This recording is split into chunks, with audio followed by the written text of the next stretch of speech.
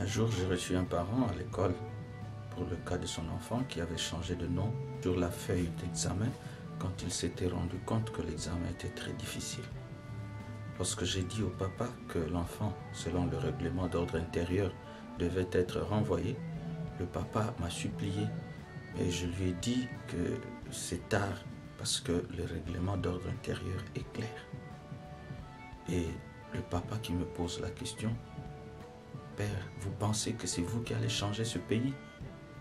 Je lui ai dit, « Non, ce n'est pas moi qui vais changer ce pays, mais je changerai ton enfant.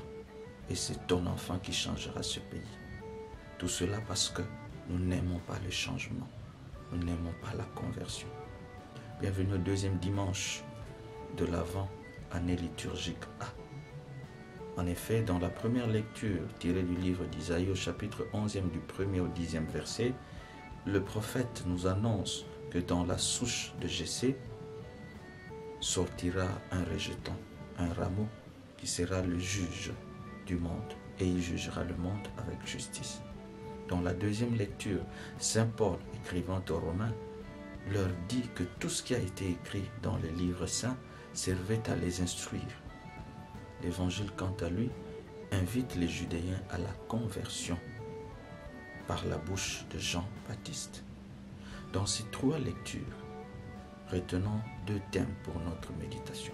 Le premier, gardons l'espérance dans la persévérance. Très souvent, nous, les chrétiens, nous perdons l'espérance à cause des situations qui nous arrivent dans la vie, qui durent pendant un temps.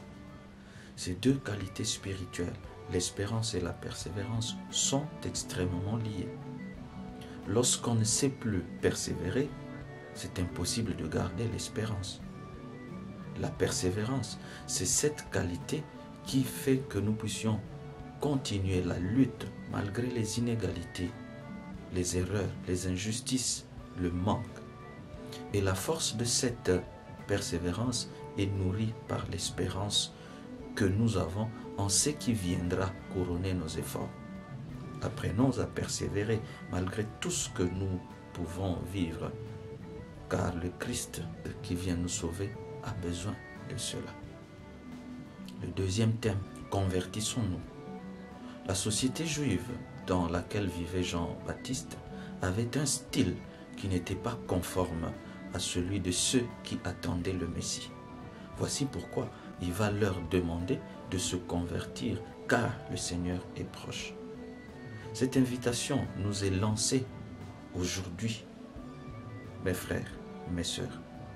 Je suis convaincu que si nos pays africains n'évoluent pas, ou encore évoluent à pas de tortue, c'est parce que nous ne voulons pas nous convertir.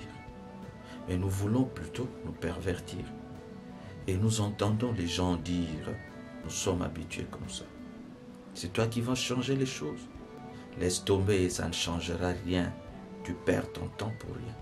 Ce sont des paroles de découragement parce qu'on ne veut pas changer. Le changement positif, qu'il soit extérieur ou intérieur, fait peur, on dirait. Certaines personnes parlent du mot changement aussi. Cependant, ils ne s'engagent pas à changer, à se convertir eux-mêmes. Ils veulent que les autres changent. Comment peut-on vouloir que les autres changent quand nous-mêmes, nous sommes hostiles au changement? Voici une image. Quand il pleut, les eaux qui descendent sur la toiture ne tombent jamais à 50 mètres de la toiture, mais elles tombent là, en bas de la toiture. Elles peuvent aller créer des conséquences, bonnes ou mauvaises, à cette distance, 50 mètres. Ceci veut dire quoi?